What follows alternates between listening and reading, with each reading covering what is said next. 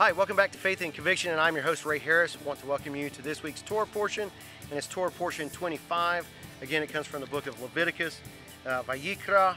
In English, that means being called, and it comes from chapter 6, verse 1, or verse 8, depending on your translation, down to chapter 8, verse 36.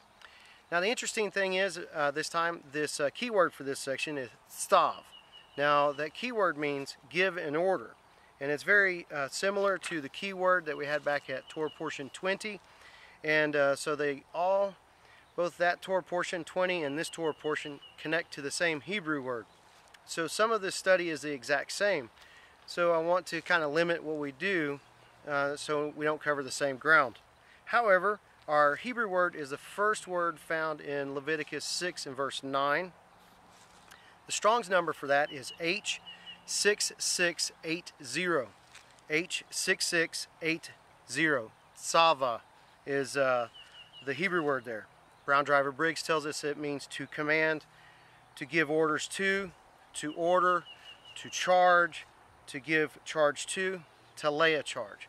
And there's a whole bunch of words that the King James uses to translate that. What I wanted to do, though, is in this Torah portion to give the verse numbers, I guess, for where you can find this this keyword. And there's 14 verses. Now, we're not going to look at all those verses. I just want to give you those verse numbers, though. It's Leviticus 6 and verse 9. It's chapter 7, verse 36, 7 and verse 38. But also down in chapter 8, verse 4, verse 5, verse 9, verse 13, verse 17, 21, 29, 31, 34, 35, and 36. So there's a whole lot that's going on there. And again, look at this page at faithandconviction.org, and I'll have all those verses down there. Now, what we are always doing this year is our habit of connecting Moses over to the Messiah via the Greek Old Testament. And I went through there and I was seeing what our Greek words were for this Torah portion. So the Hebrew word gets translated by two Greek words, the same Greek words that were seen back in Torah portion 20. The Greek words are, with Strong's number, is G1781, G1781, and it's telomai, and then the other one is G4929, G4929, and that was suntadzo. So these two words translate this one Hebrew word. And when we come over into the New Testament, it gives us some flavor and some influence and things of this nature.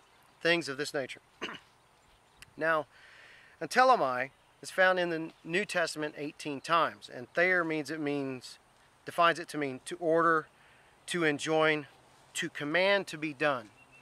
Now, with those verses, I kind of went and was looking around, and I thought it was very interesting, one of the verses that we have with this Greek word. And it's John 15 and verse 17.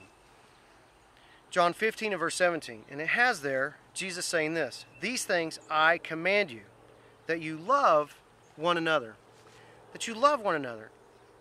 It's kind of interesting that it would have to be a command, but it is something that Jesus does not just state or insinuate.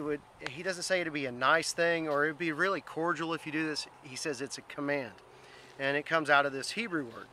Now, the other Greek word, of course, I mentioned that earlier, was suntadzo. And it occurs twice in the New Testament. And in our last Torah portion of Torah portion 20, we looked at it. So we're going to look at this other verse this time. And that is Matthew 27 and verse 10. It says here in Matthew 27 verse 10, "And gave them for the potter's field as the Lord appointed me." And that is another way of defining it, as appointed. Thayer says it means to arrange, to put in order with, or together. And the King James uses the word appointed. So it's interesting how that comes out. Now, the interesting thing here that I found with Matthew 27 and verse 10 is, of course, it's a continuation of thought from verse 9. This is the way in which Matthew refers to the prophet Jeremiah. So Matthew 27 verse 10 is actually a quote, best we can tell, from Zechariah 11 verse 12 and 13.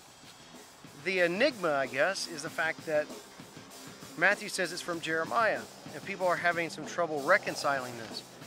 So they think that you might be able to reconcile it by going over to Jeremiah 32, verses 6 through 9. And I guess in passing, it does work a little bit, but it seems far more in line with a quote from Zechariah. So when I was looking at this, one of the commentaries I found said that Matthew may actually not be saying Jeremiah as a prophet, but he may be referring to it as like the book of the prophets, which I found kind of an interesting idea. So I'm not really certain on that, but they were saying that in this commentary that Jeremiah, because of its word length, might actually be the longest prophet for the Torah scrolls that get put together. And if so, then Matthew probably is using kind of an idiomatic expression to refer to the prophets and the prophet scroll.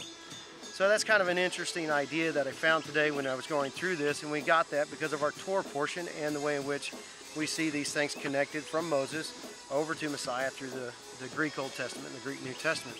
All these things are kind of cool. It's a way in which we can see what Moses was teaching and instructing, and we can come all the way over to Jesus, and we find what he's instructing and teaching us how to command each other and find different quotes, different things that he fulfills. So all of these things are important. It's a power of the language, whether it's English, whether it's Greek, whether it's Hebrew. All of these things are important. They allow us to see how God communicates through all of these languages, to testify. So I hope it's been a blessing, and until next week, continue to seek God, know Messiah, and find hope.